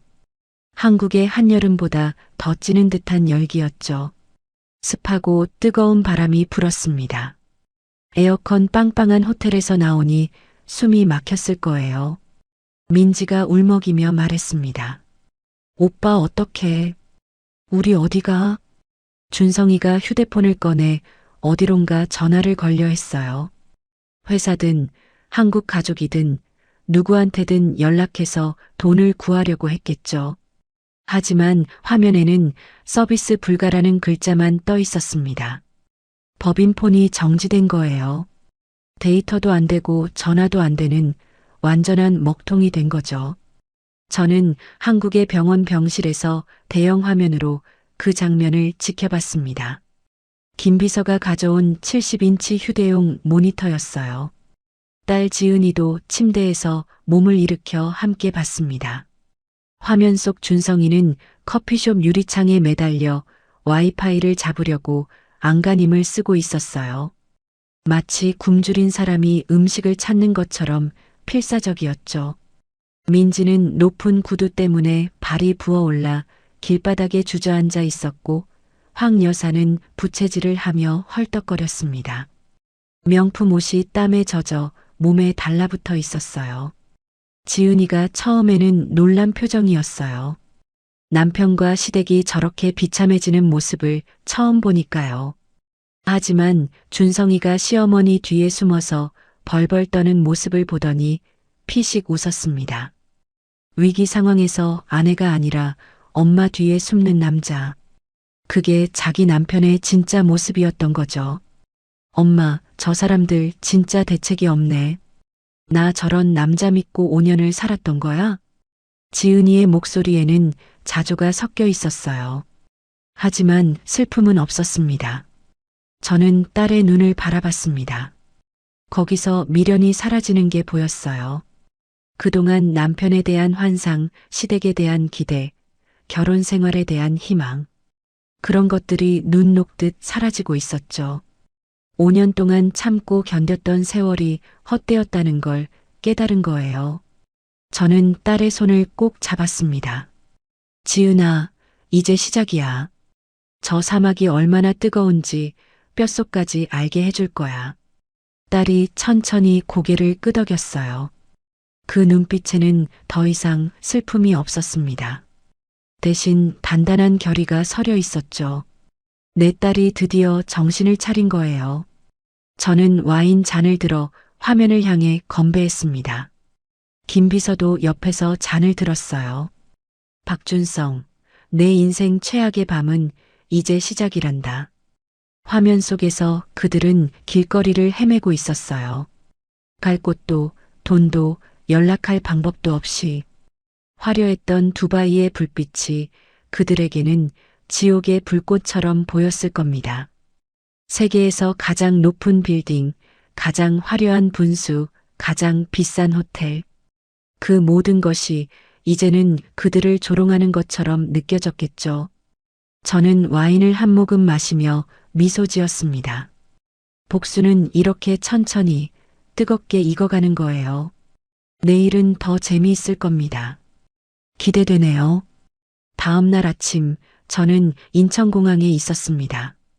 김 비서가 예약해둔 퍼스트 클래스 좌석이었어요. 제 옆에는 딸 지은이가 앉아 있었습니다. 의사가 장거리 비행은 무리라고 했지만 지은이가 고집을 부렸어요. 엄마, 나도 가야 해. 내 눈으로 직접 봐야겠어. 저는 딸의 얼굴을 바라봤습니다. 수술 자국이 아직 선명했지만 눈빛은 단단했어요. 더 이상 나약한 며느리가 아니었습니다. 비행기가 이륙하고 10시간이 지나 두바이 국제공항에 도착했습니다. 비행 내내 지은이는 창밖만 바라봤어요. 무슨 생각을 하는지 물어보지 않았습니다. 딸이 스스로 정리할 시간이 필요했으니까요. 공항 밖으로 나서자 뜨거운 바람이 확 밀려왔어요. 12월인데도 기온이 30도에 가까웠습니다. 한국은 영하로 떨어졌을 텐데 이곳은 한여름 같았죠. 김 비서가 미리 준비해둔 검은색 대형 승용차가 우리를 기다리고 있었습니다. 차에 오르자 탐정이 보낸 최신 보고서가 태블릿에 떠 있었습니다. 준성이 일당은 지난밤을 공항 의자에서 보냈더군요. 돈이 없으니 숙소를 구할 수가 없었던 거예요. 에어컨 바람이 쌩쌩 나오는 공항이라 덜 덥긴 했겠지만 딱딱한 의자에서 자는 게 편할 리 없었죠. 사진 속에서 황 여사는 의자 3개를 붙여놓고 누워 있었고 민지는 바닥에 가방을 베고 웅크리고 있었습니다.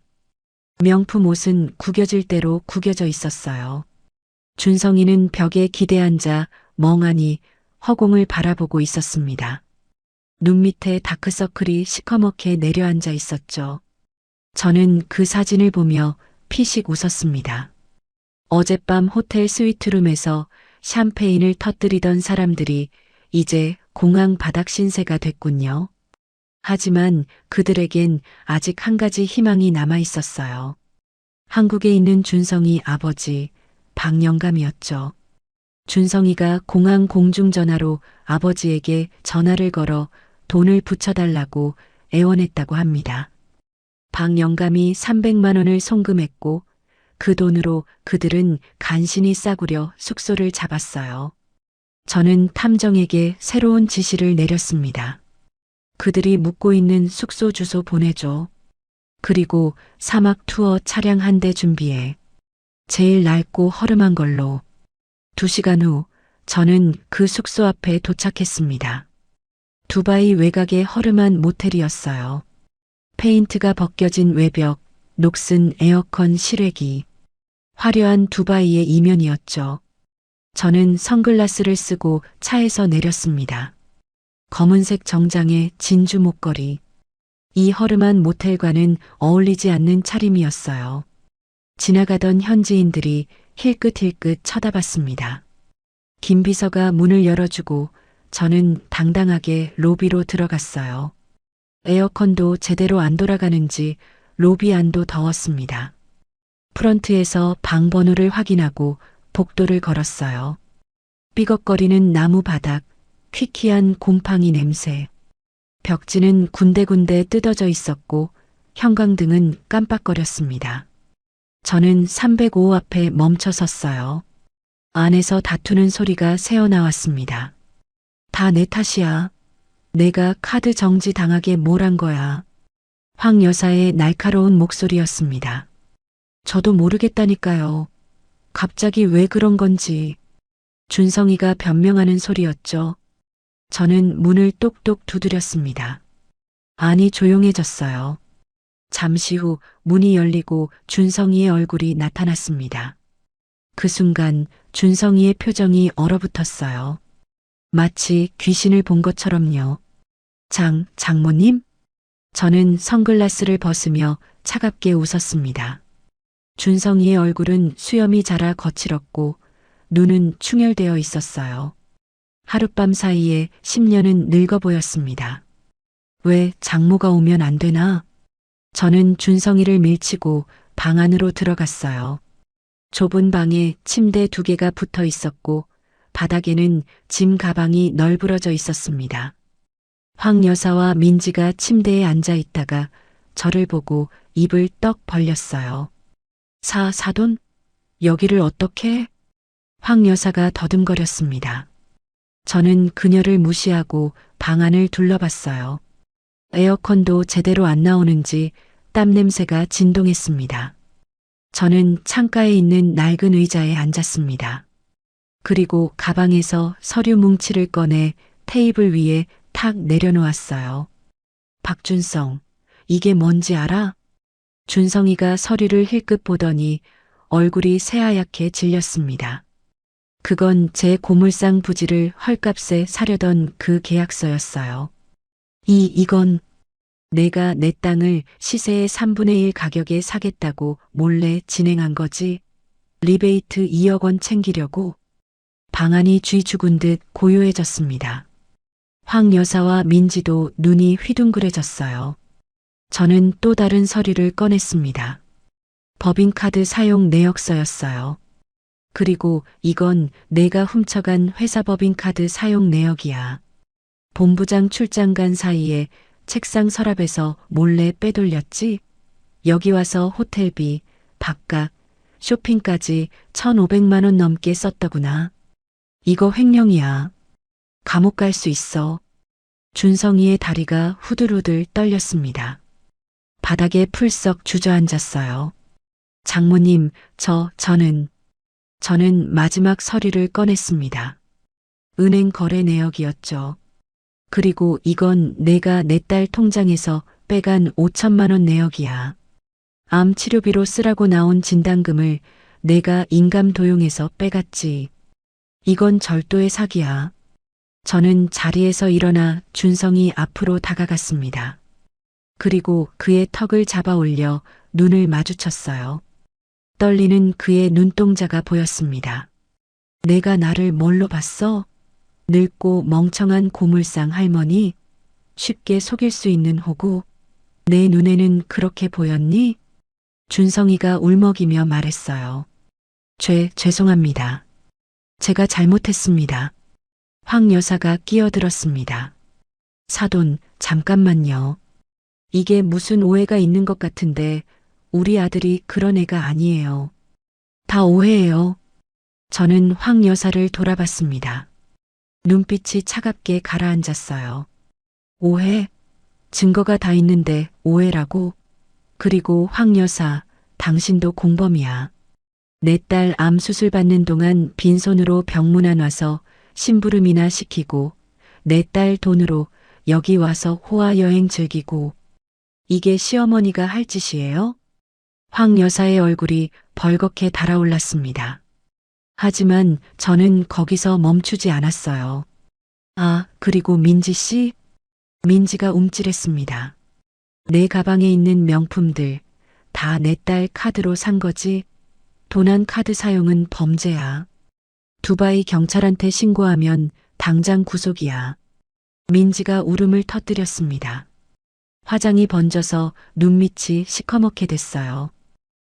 저는 몰랐어요. 오빠가 다 괜찮다고 해서 저는 코웃음을 쳤습니다. 참 뻔뻔하기도 하지요. 그리고 가방에서 휴대폰을 꺼내 김 비서에게 전화했어요.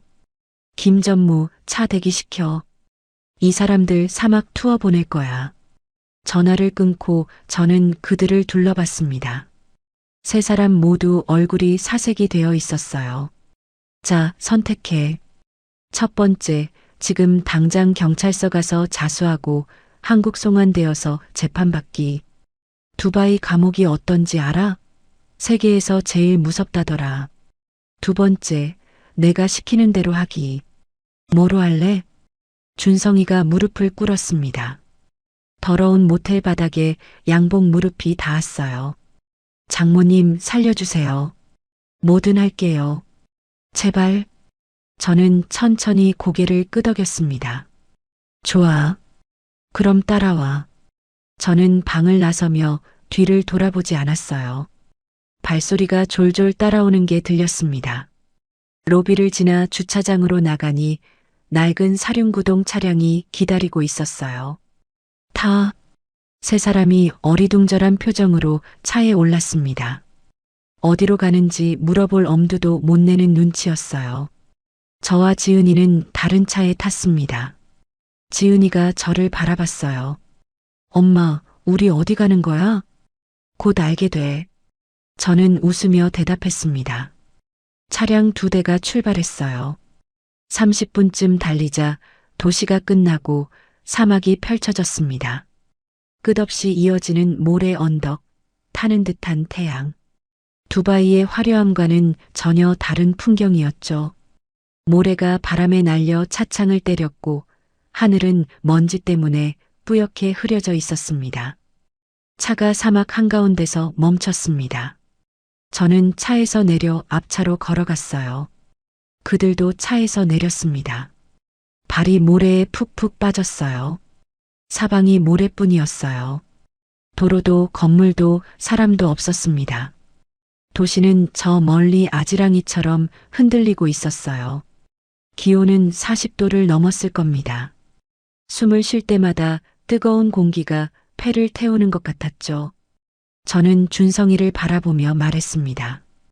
여기가 내가 보낼 곳이야. 사막 한복판. 물도 없고 그늘도 없고 도움 요청할 곳도 없어. 어때 두렵니게? 준성이가 벌벌 떨며 외쳤어요. 장모님, 이러시면 안 돼요. 저희 죽으라는 거예요? 저는 차갑게 웃었습니다. 죽이진 않아. 대신 내가 내 딸한테 한 짓 똑같이 느껴봐. 아픈 아내 버려두고 호화 여행 온 기분이 어땠어? 이제 내가 버림받는 기분을 느껴봐. 저는 운전사에게 신호를 보냈어요. 차량이 출발했습니다. 세 사람만 사막에 남겨두고요. 물도 없이 그늘도 없이 뒤돌아보니 그들이 차를 향해 뛰어오며 소리치고 있었습니다. 모래에 발이 빠져 넘어지면서도 필사적으로 뛰었어요. 하지만 차는 멈추지 않았습니다. 지은이가 물었습니다. 엄마, 저 사람들 진짜 저기 두고 가는 거야? 저는 미소 지었어요. 걱정 마. 2시간 후에 데리러 갈 거야. 그 정도면 충분히 반성할 시간이지. 죽지는 않아. 하지만 평생 잊지 못할 거야. 창밖으로 점점 작아지는 세 개의 점이 보였습니다. 뜨거운 모래바람 속에서 허우적대는 그들의 모습이요. 저는 그 모습을 보며 생각했어요. 이건 시작일 뿐이야. 진짜 심판은 한국에 돌아가서 시작된다. 내 놈들이 내 딸한테 한 짓 10배로 갚아주마. 두바이에서 돌아온 지 3일째 되는 날이었습니다. 저는 고물상에서 평소처럼 일하고 있었어요. 녹슨 철판을 분류하고 고장난 가전제품을 정리하고, 물론 진짜 일하는 건 아니었죠. 손은 움직이지만 머리는 다음 수순을 준비하면서 시간을 보내고 있었습니다.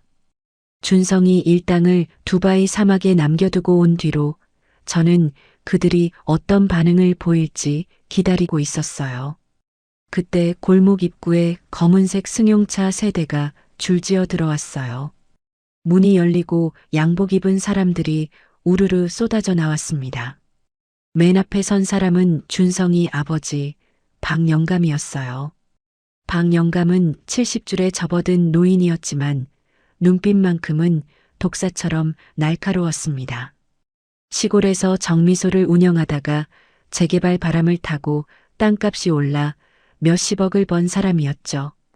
그 돈으로 아들 준성이를 서울로 보내 대학까지 시켰어요.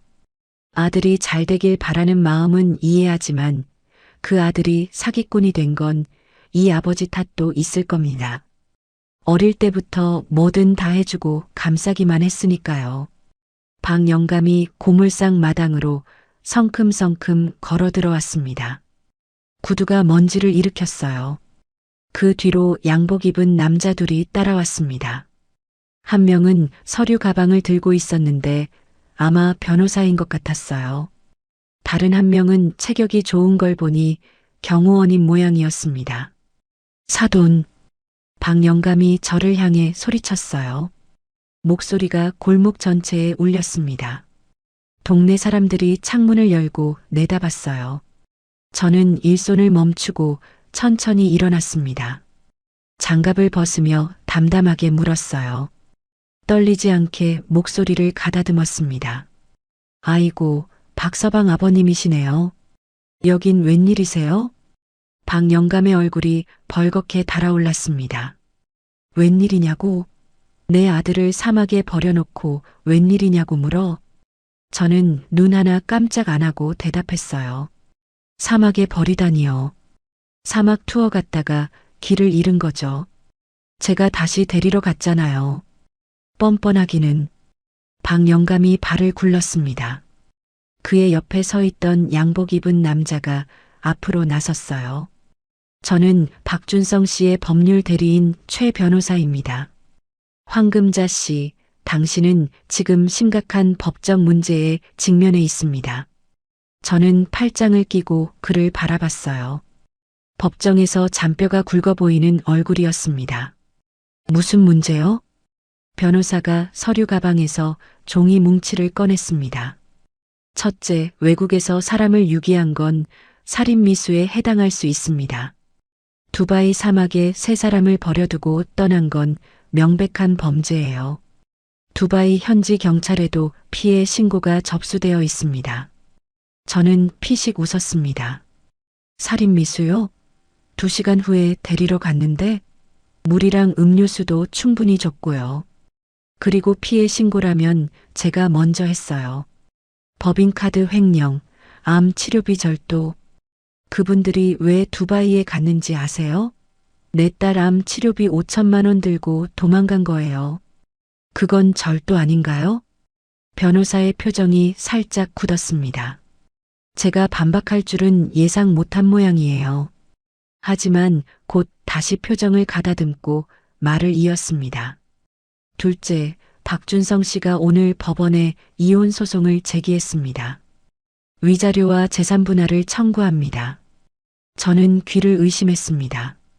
뭐라고요? 이혼 소송을? 내 딸이 아니라 그쪽에서? 아내 암 수술비를 훔쳐간 남편이? 박 영감이 끼어들었어요. 뻔뻔하게 웃으면서요. 그래, 우리가 먼저 이혼 소송 넣었어. 어차피 이렇게 된 거 깔끔하게 정리하자고. 대신 재산 분할은 제대로 받아야지. 5년 동안 같이 산 세월이 있잖아. 저는 어이가 없어서 웃음이 나왔습니다. 아내 암 치료비를 훔쳐간 남편이 이혼 소송을 먼저 내다니요. 도둑이 매를 드는 격이었습니다. 변호사가 또 다른 서류를 꺼냈습니다. 셋째, 박준성 씨가 태산건설에서 부당해고를 당했습니다. 이건 황금자 씨가 대주주 지위를 남용해서 압력을 넣은 결과예요. 해고, 무효 소송과 함께 손해배상 5억 원을 청구할 예정입니다. 경영권 남용으로 공정거래위원회에도 제소할 겁니다. 저는 잠시 말이 없었습니다. 준성이가 해고당한 건 예상했지만 이렇게 법적으로 대응할 줄은 몰랐어요. 박 영감이 시골 노인네처럼 보여도 은근히 머리가 돌아가는 사람이었습니다. 변호사 비용이 만만치 않을 텐데 그만큼 돈을 들여서라도 저를 흔들어 보겠다는 거죠. 박 영감이 한 발짝 다가오며 낮은 목소리로 말했어요. 고물상 먼지 냄새와 그의 담배 냄새가 섞였습니다. 사돈, 솔직히 말할게. 내 아들이 잘못한 거 나도 알아. 하지만 내 딸도 문제가 많아. 아픈 것만 빼면 살림도 못하고 아이도 없고 결혼 5년 동안 애 하나 못 낳았잖아. 우리 아들이 바람 피울 만도 하지. 남자가 그럴 수도 있는 거야. 저는 그 말을 듣고 피가 거꾸로 솟는 것 같았습니다. 주먹이 떨렸어요. 내 딸이 암에 걸린 것도 아이를 못 낳은 것도 딸 탓이라는 건가요? 하지만 겉으로는 아무렇지 않은 척했습니다. 지금 화를 내면 지는 거예요. 다 하셨어요? 박 영감이 코웃음을 쳤어요. 합의할 생각 있으면 연락해. 2억이면 이혼 소송 취하하고 조용히 헤어질게. 소송 가면 서로 피곤해지니까. 현명하게 생각해봐. 그들은 돌아서서 차를 타고 떠났습니다. 골목의 먼지만 풀썩 일었어요. 검은색 승용차 세대가 줄지어 빠져나가는 모습이 마치 장례 행렬 같았습니다. 저는 그 자리에 서서 한참을 움직이지 못했습니다. 분노가 아니었어요. 오히려 놀라움이었죠. 저 인간들이 저렇게까지 뻔뻔할 줄은 몰랐습니다. 피해자인 척 가해자 행세를 하다니. 아내 돈을 훔쳐간 남편이 위자료를 달라고 하다니. 세상에 이런 일이 있나 싶었어요. 그날 저녁 지은이가 울면서 전화를 걸어왔어요. 엄마, 준성이가 이혼 소송 넣었대. 위자료 5천만 원에 재산분할 3억 원 청구했어. 내가 잘못해서 결혼 생활이 파탄났다는 거야. 내가 아파서 살림을 못해서 남편이 힘들었다나? 내가 뭘 잘못했다고. 딸의 목소리가 떨리고 있었어요. 울음 섞인 그 소리가 제 가슴을 찢었습니다. 암 수술을 받고 회복 중인 딸이 이런 스트레스까지 받다니. 저는 딸의 목소리를 들으며 가슴이 미어졌습니다. 지은아, 울지 마. 걱정하지 말고. 엄마가 다 해결할게. 저 인간들이 감히 누굴 건드린 건지 알게 해줄 거야. 전화를 끊고 저는 김 비서에게 연락했습니다. 김전무, 우리 쪽 변호사팀 소집해. 제일 잘하는 사람들로. 그리고 박영감 재산 내역 전부 조사해.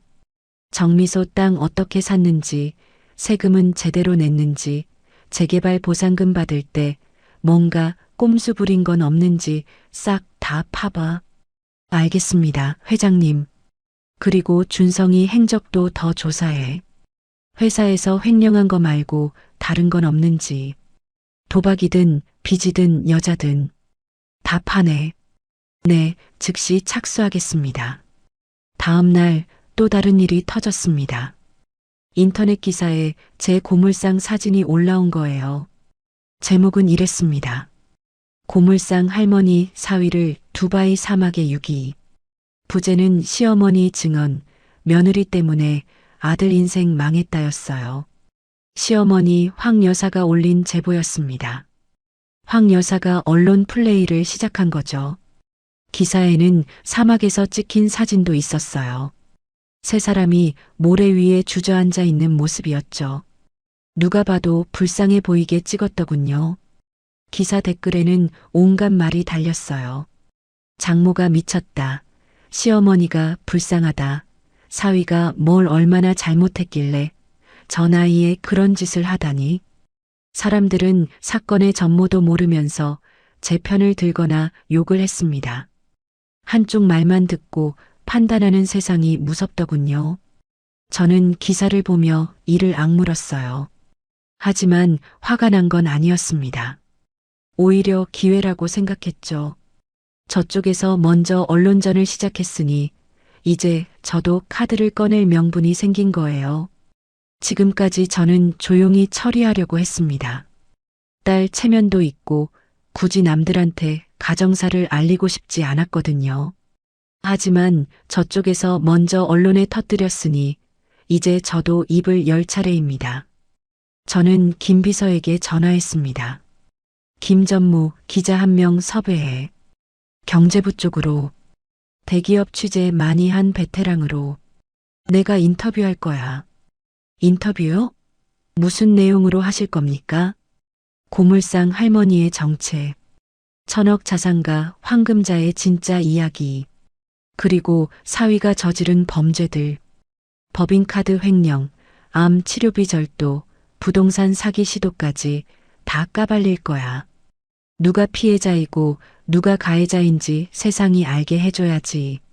전화 너머로 김 비서의 낮은 웃음소리가 들렸어요. 알겠습니다, 회장님. 최고의 기자로 준비하겠습니다. 사회부가 아니라 경제부 에이스로요. 천억 자산가의 반격. 이거 대박 터지겠습니다. 기대해. 이번에 제대로 한 방 먹여줄 거야. 저는 전화를 끊고 창밖을 내다봤습니다.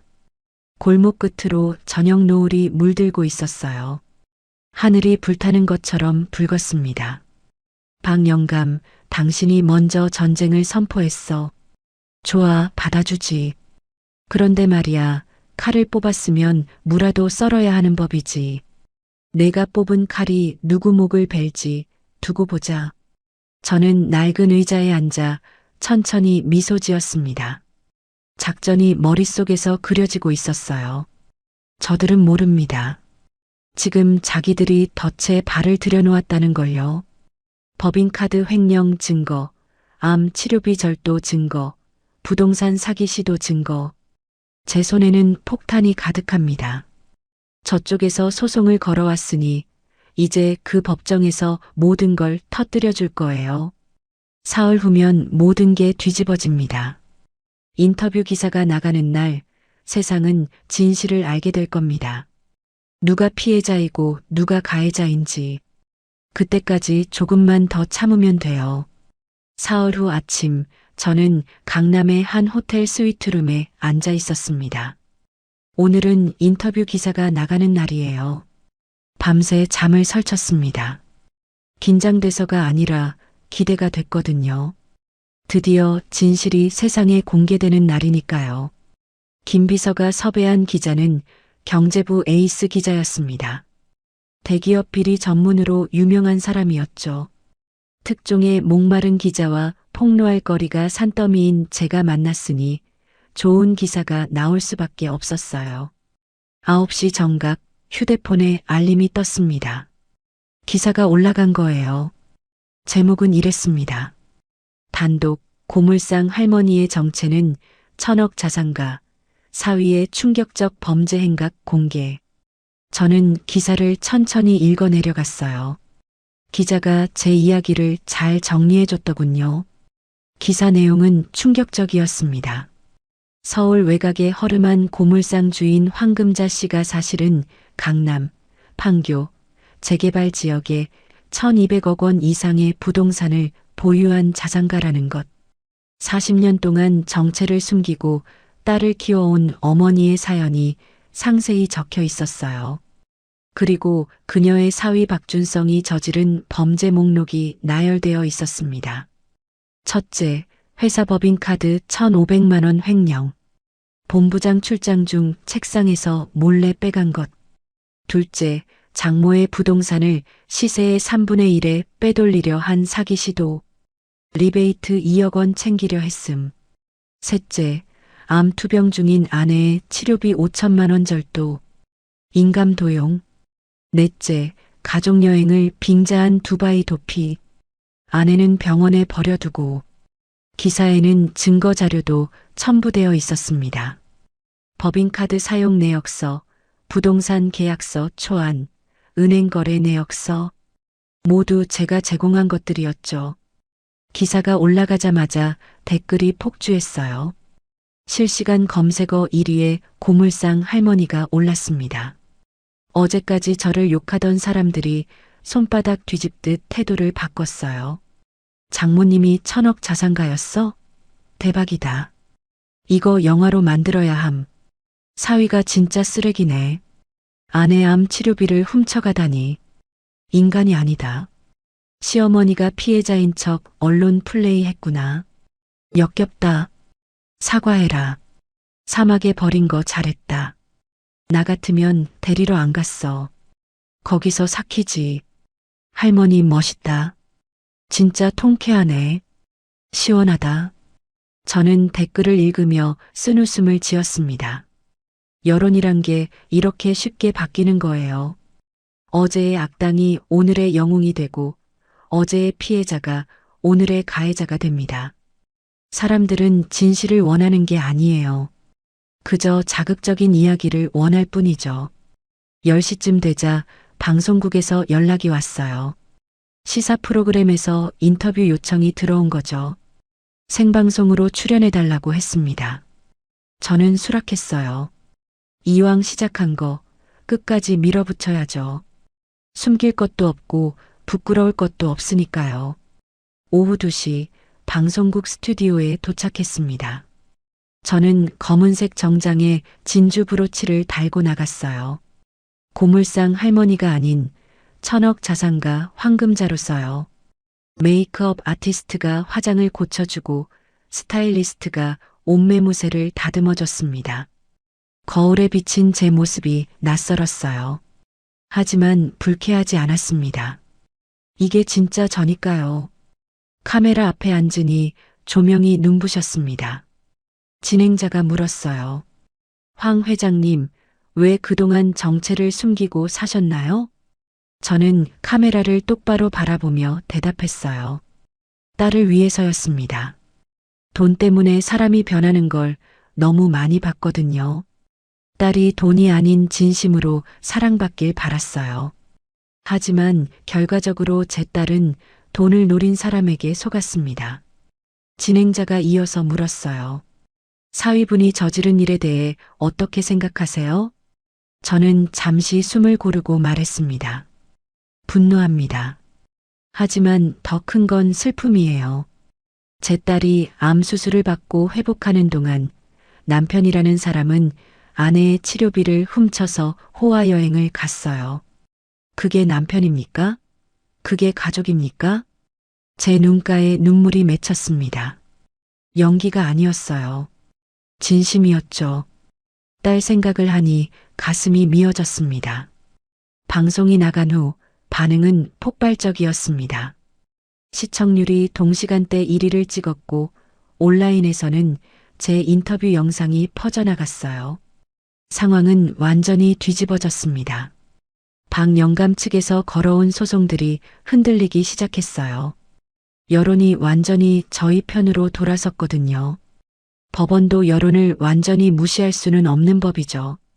저녁 6시 김 비서에게서 긴급 보고가 왔습니다. 회장님, 박영감 측 변호사가 연락해 왔습니다. 합의를 원한다고 합니다. 저는 코웃음을 쳤어요. 합의?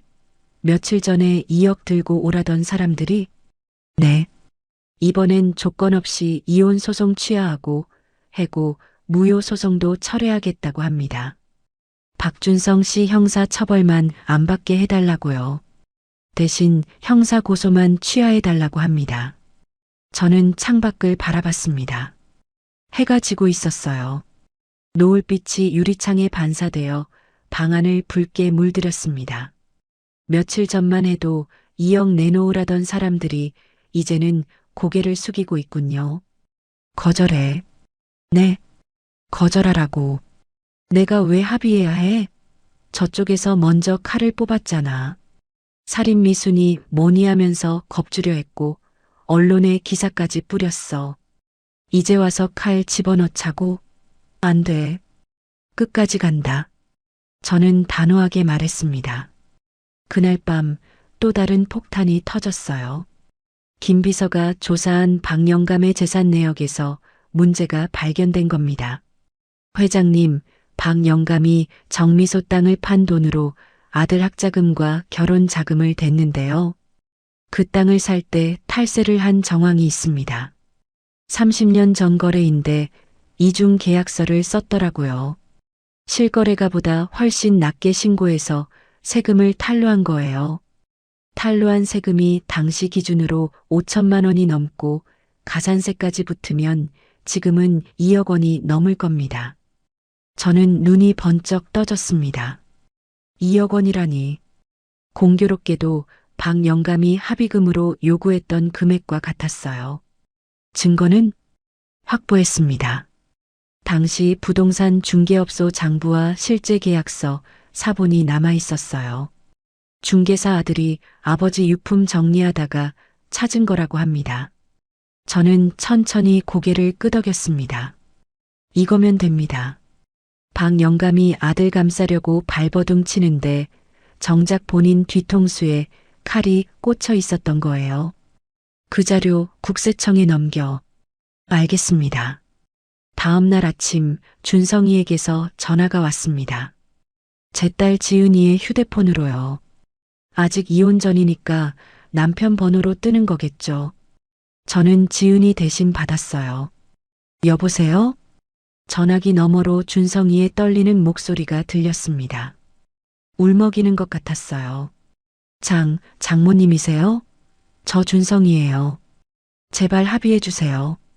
아버지가 세무조사 받게 생겼어요. 국세청에서 연락 왔대요. 제발요, 장모님.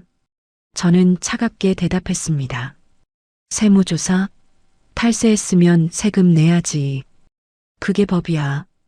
나라에 낼 돈을 안 냈으니 당연한 거지. 장모님, 저 잘못했어요. 진짜 잘못했어요. 무릎 꿇을게요. 제발. 저는 한숨을 내쉬었어요. 이 인간은 아직도 모르는 거예요. 자기가 뭘 잘못했는지, 왜 이 지경이 됐는지. 자기 걱정, 아버지 걱정만 하고 있지. 아내한테 사과 한마디가 없어요. 박준성, 내가 왜 이러는지 알아? 돈 때문이 아니야. 내가 내 딸한테 한 짓 때문이야. 암 수술 받는 아내를 병원에 혼자 내버려 두고 사우나 갔지? 수술 끝날 때까지 안 왔잖아. 퇴원하는 날 빈집에 혼자 두고 두바이 갔지? 보일러도 안 틀어놓고. 아내 치료비 훔쳐서 명품 사고 호텔에서 샴페인 터뜨렸지? 그때 내 아내는 폐혈증으로 응급실에 실려갔어. 전화기 너머가 조용해졌어요. 내가 진짜 반성하는지 알고 싶으면 이혼 서류에 도장 찍어. 위자료 한 푼 안 받고 깨끗하게 헤어져. 내 딸 인생에서 사라져. 그러면 형사 고소는 생각해 볼게. 저는 전화를 끊었습니다. 손이 떨렸어요. 분노 때문이 아니라 그동안 참았던 감정이 한꺼번에 밀려왔기 때문이었죠. 옆에서 듣고 있던 지은이가 조심스럽게 물었어요. 엄마, 진짜 형사 고소 안 할 거야? 저는 딸의 손을 잡았습니다. 수술 후 여위어서 뼈가 만져지는 손이었어요. 아니, 할 거야. 반드시 해야지. 하지만 먼저 이혼부터 확실히 끝내야 해. 저 인간이 내 남편인 상태로 감옥 가면 너한테 불똥 튈 수도 있어. 재산 문제도 복잡해지고. 지은이가 고개를 끄덕였어요. 딸의 눈에는 더 이상 눈물이 없었습니다. 대신 단단한 결의가 서려 있었죠. 5년 동안 참고 견뎠던 딸이 드디어 깨어난 거예요. 엄마, 고마워. 엄마가 없었으면 나 정말 어떻게 됐을지 몰라. 바보야, 엄마가 안 도와주면 누가 도와주겠어. 이제 다 끝나가. 조금만 더 힘내자. 저는 딸을 꼭 안아줬습니다. 여윈 딸의 등이 손에 잡혔어요. 이 아이를 지키기 위해서라면 뭐든 할 수 있습니다. 그날 밤 저는 호텔 창가에 서서 서울의 야경을 내려다봤습니다. 반짝이는 불빛들 사이로 제 건물들이 보였어요. 강남 빌딩, 판교 상가, 재개발 지역의 토지들. 40년 동안 아무도 모르게 쌓아온 것들이었죠. 남편이 돌아가시고 혼자 키워온 재산이에요. 단 한 푼도 남에게 빼앗기지 않겠습니다. 이제 마지막 단계만 남았습니다. 이혼을 마무리하고 저 인간들에게 최후의 심판을 내리는 것. 횡령죄, 절도죄, 사기미수죄. 법정에서 모든 게 끝날 겁니다. 박영감의 탈세 문제까지 터지면 저쪽은 완전히 무너지겠죠. 저는 와인 잔을 들어 창밖을 향해 건배했어요. 박준성, 내가 뿌린 씨앗이 어떤 열매를 맺는지 똑똑히 보거라. 이제 진짜 끝을 보여줄 테니까. 내 인생이 어떻게 무너지는지 하나하나 지켜봐. 내일이면 모든 게 결판납니다.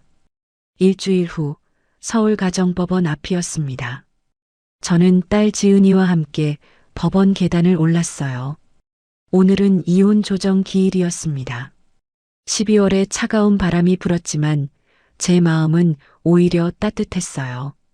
드디어 모든 게 끝나는 날이니까요.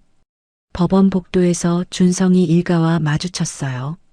준성이는 일주일 만에 완전히 다른 사람이 되어 있었습니다. 볼이 푹 꺼지고 눈 밑에 다크서클이 시커멓게 내려앉아 있었어요. 양복도 구겨져 있었고 면도도 제대로 안 한 것 같았습니다. 일주일 전 방송에 나온 후로 회사 동료들도 친구들도 다 연락을 끊었다더군요. 박영감은 더 심했어요.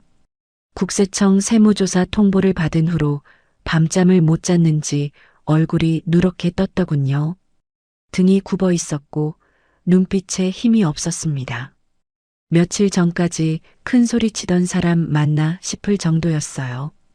황 여사와 민지는 아예 고개를 들지 못했어요. 언론에 얼굴이 공개된 후로 동네에서 손가락질을 받고 있다더군요. 암 걸린 며느리 치료비 빼돌려서 해외여행 간 시어머니. 그 꼬리표가 평생 따라다닐 겁니다. 조정실 문이 열리고 우리는 안으로 들어갔습니다. 흰 벽과 형광등 불빛이 차가웠어요. 조정위원이 양측을 번갈아 보며 말했습니다. 오늘 이혼 조정에 앞서 쌍방의 의견을 듣겠습니다. 피신청인 박준성 씨, 이혼에 동의하십니까? 준성이가 고개를 푹 숙인 채 대답했습니다. 네, 동의합니다. 재산 분할이나 위자료 청구는 없으신 거죠? 네, 없습니다. 조정위원이 고개를 끄덕였어요. 신청인 이지은 씨도 위자료 청구 없이 이혼만 원하시는 거죠? 지은이가 또렷한 목소리로 대답했습니다. 네. 저 사람한테 받을 것도 줄 것도 없습니다. 조정이 성립됐습니다. 서류에 도장을 찍는 지은이의 손이 떨리지 않았어요.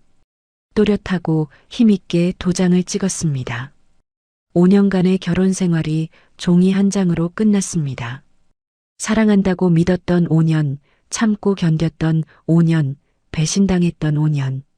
그 모든 세월이 끝난 거예요. 이제 새 출발이에요. 저는 딸의 어깨를 감싸 안았어요.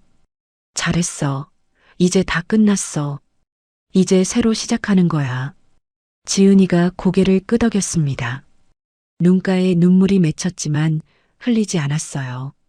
슬퍼서가 아니라 시원해서 나오는 눈물 같았습니다. 법원을 나서는데 뒤에서 발소리가 들렸습니다. 돌아보니 준성이가 따라오고 있었어요. 장모님, 아니 황 회장님.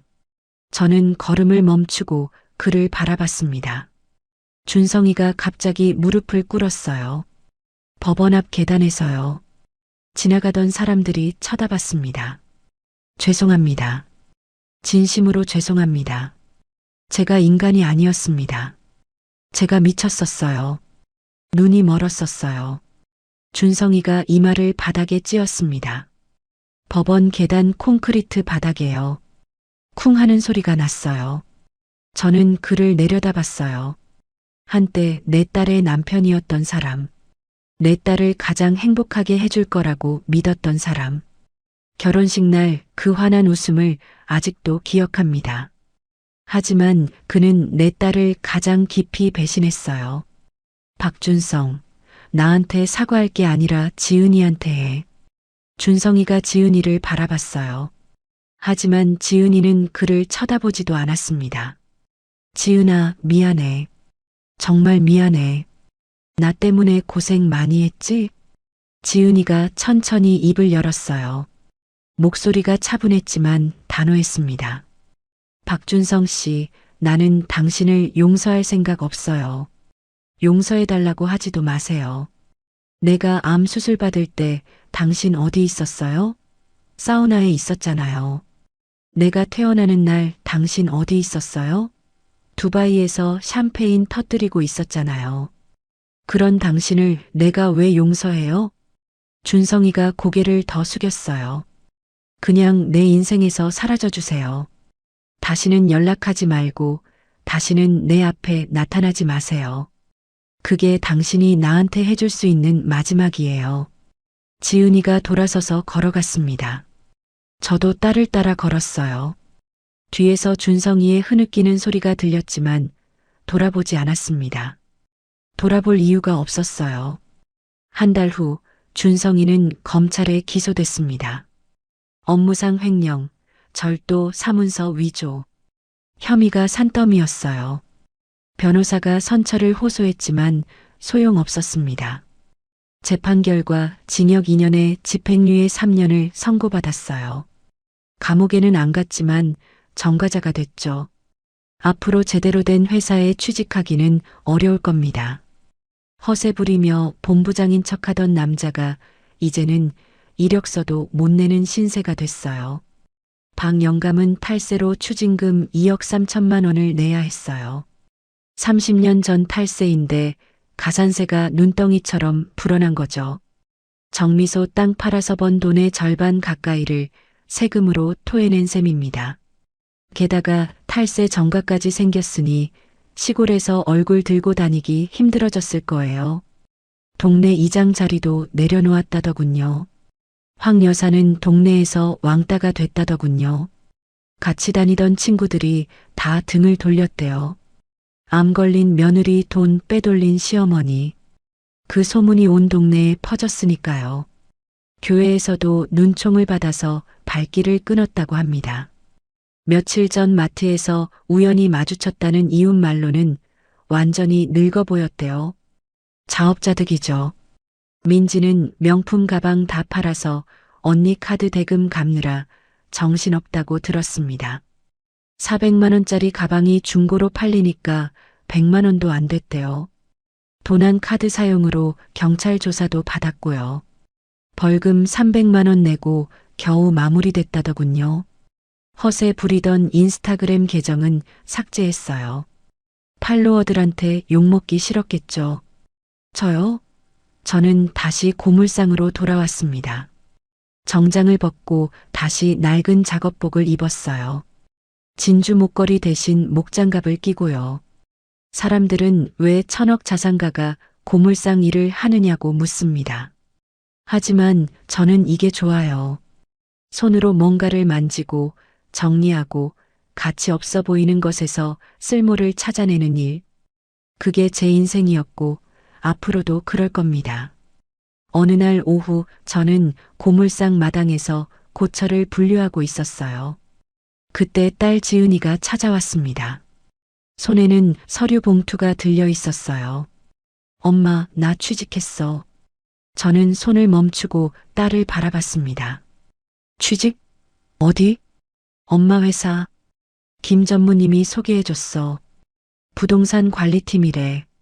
엄마 건물들 관리하는 거. 저는 눈이 커졌어요. 김비서 그 녀석, 나한테 말도 안 하고 무슨 짓이야.